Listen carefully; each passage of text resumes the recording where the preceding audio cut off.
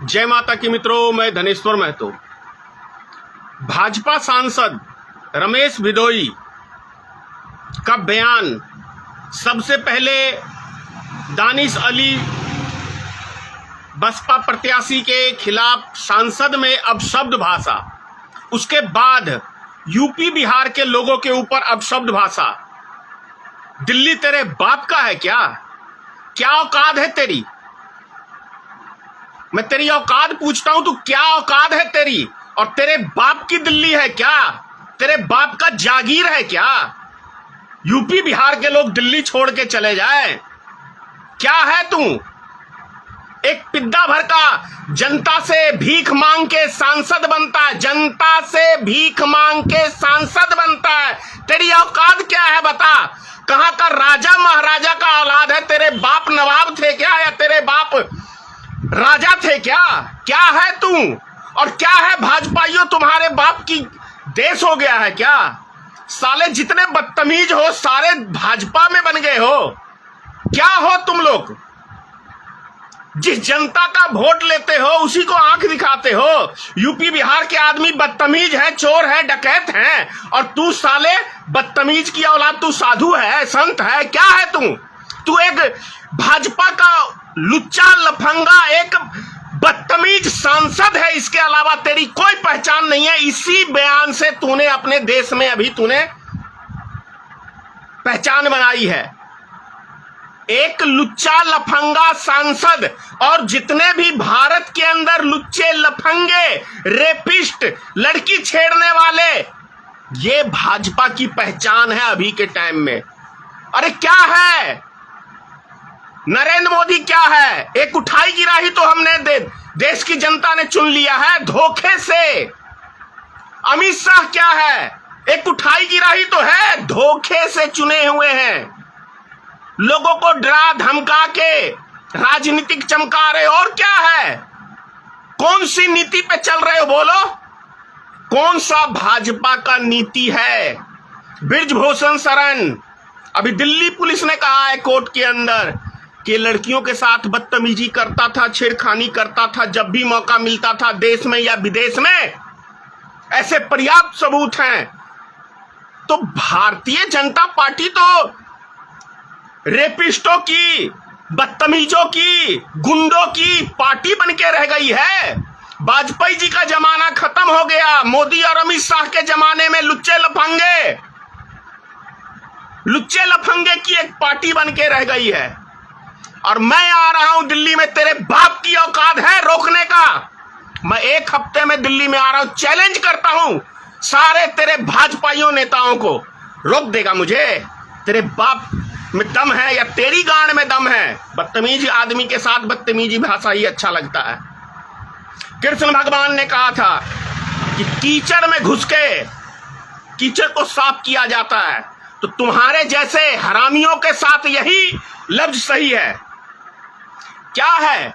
एक मेरे मित्र news channel वाले हैं सोशल मीडिया पे, बैकवर्ड का तू अपने आप को नेता बनता है, उसको बैकवर्ड से प्रेम है। मुझे ना बैकवर्ड से प्रेम है और ना फॉरवर्ड से प्रेम है। किसी भी बदतमीज आदमी से कोई प्रेम नहीं है।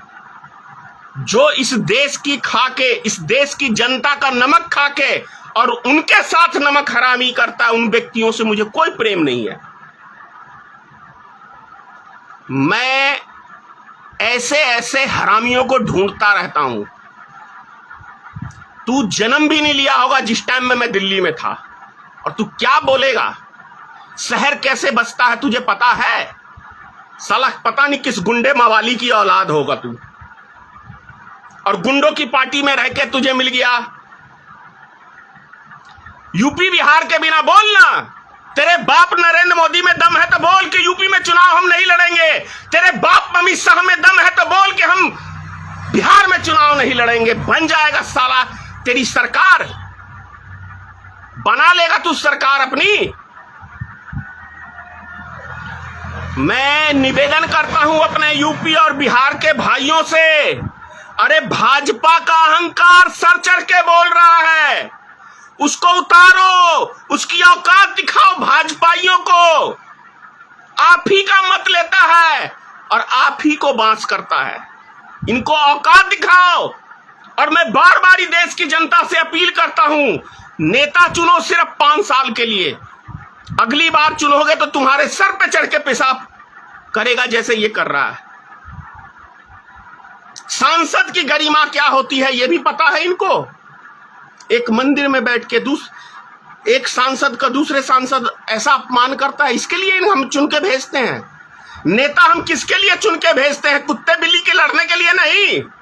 हम नेता चुन के भेजते हैं कि हमारे देश की, हमारे क्षेत्र की जो समस्या है उस समस्या को ये नेता जाके सांसद में उठाएगा। तो वो सांसद में ही हम लोग चुन के तो भेजते हैं एक अच्छे ख्याल से, लेकिन ये लोग करते क्या है? उस पार्टी को गाली देना, उसको नीचा दिखाना, उसको, इसके अलावा करते क्या है ये 5 साल सांसद में बैठ के? क्या जनता के मुद्दे उठते हैं? अभी महिला आरक्षण बिल जो मोदी जी लाए हैं, इससे महिलाओं का क्या फायदा? अबे 10 साल बाद में लागू करोगे, तुम करोगे कि नहीं करोगे कौन देखने गया है? 10 साल बाद किसकी सरकार होगी कौन देखने गया है?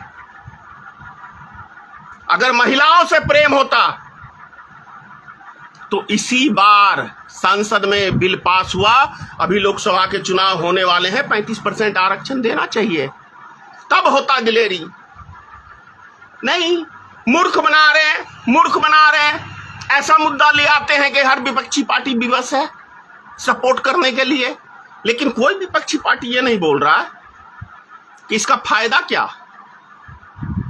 कांग्रेस भी लाई थी बिल, दूसरे दल भी लाए थे, अरे सब तो वही हो, कौन दूध का धुला हुआ है?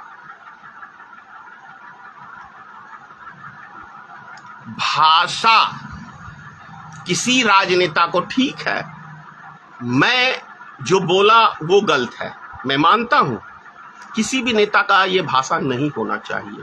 तो भैया मैं कोई जीता हुआ जनप्रतिनिधि नहीं हूं। जिस दिन दायित्व कंधे पे बढ़ता है तो जिम्मेदारियां बढ़ती है, कंधा अपने आप झुक जाता है। स्पष्ट बोल रहा हूं। जब एक कुंवारा आदमी होता है तब के लैंग्वेज, जब वो बाप बनता है तब का लैंग्वेज, जब वो दादा बनता है तब का लैंग्वेज, बहुत अंतर हो जाता है। तो वैसे ही चुनाव जीतने के लिए मोदी ने जुमले छोड़े मान लिया, लेकिन चुनाव जीतने के बाद जब देश दुनिया को चलाने की बारी आई तब भी जुमला। ये नेतागिरी कैसी होती है?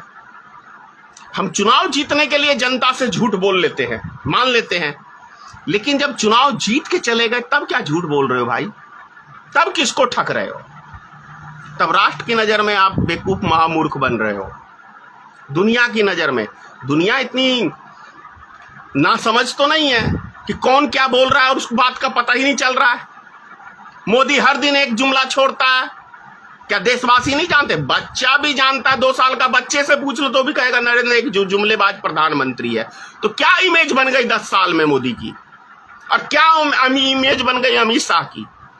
अरे गुंडा लफंगा का इमेज बना के रखा है। भले तुम देश की गद्दी पे कब्जा कर ली हो जिस तरीके से, अरे एक से एक शैतान हुए हैं यार दुनिया में, पूरे एक से एक शैतान, और एक से एक शैतान का टाइम भी गया है, तुम्हारा भी जाएगा। बहुत हो गया। मैं फिर कह रहा हूं, एक बाप की है ना औलाद, तो यूपी वाले को बोलना कि मैं दिल्ली लोकसभा सीट से जहां से चुनाव लड़ रहा हूं वहां से मुझे कोई बिहारी वोट ना दे। वहां से बोलना मुझे कोई यूपी का आदमी वोट मत दे। दिल्ली के वासी कितने % है दिल्ली में? कितने % है? 5% भी या 7% मुश्किल से होंगे वहां के मूल निवासी, बाकी तो 90% बाहर के हैं। किसके मत से तुम जीतते हो? शहर ऐसा ही नहीं बनता है। शहर के अंदर पूरे देश के आदमी जाके समाते हैं तब वो शहर बनता है। आज यदि दिल्ली में आदमी जाना बंद कर देंगे तो जो तुम्हारे 5-10% के लोग जो है ना, जो फ्री का किराया खाते हैं, उनके घर में ताले लग जाएंगे, और जो किराए हराम की बैठ के खाते हो ना, ये खाना संभव नहीं होगा। फिर कटोरा लेके भीख मांगोगे। दिल्ली के मूल निवासियों की बात कर रहा हूं मैं, या तू ही होगा, तू भी किरायाखोर होगा वहां का। उसी में रोटी दाल रोटी। बिहार और यूपी के विषय में अब शब्द नहीं बोलोगे तो किसी की दाल नहीं गलेगी। महान है बिहार यूपी की जनता, माफ कर देती है। हमारे बिहार के तो भाई अजीब ही है हाल। वो गाली सुन के भी हद है। अगर कुछ बचा हुआ है ना शर्म लिहाज, तो बिहार यूपी के आदमी से माफी मांग ले और पूरे दुनिया के मुसलमानों से माफी मांग ले। नहीं तो भाजपा का जो हाल होगा इस बयान से, बिहारी हैं और बिहारी क्या कहावत है, 100 पे भारी। ये समझ लियो, समझ ले अभी भी टाइम रहते। नहीं तो बोल रहा हूं अमित शाह और नरेंद्र मोदी को, ना लड़े यूपी बिहार। कितने सीट देश में आ जाएंगे। और वैसे भी अगर लड़ेगा भी तो अभी तुम्हारी औकात जो है बिहार में तो समझ में आ जाएगी। समझ गए? बिहार में समझ में आ जाएगी, बढ़िया से समझ में आ जाएगी। भूत जो चढ़ गया है ना वो सब बिहार की जनता उतार देगी इस लफ्ज से। बिहार के लोग गुंडा होते हैं, बदमाश होते हैं, लूटमार करते हैं। तेरे घर में डकैती डाली बिहार के लोग ने और यूपी के लोगों ने। कहां पे तेरा क्या छीन लिया बता।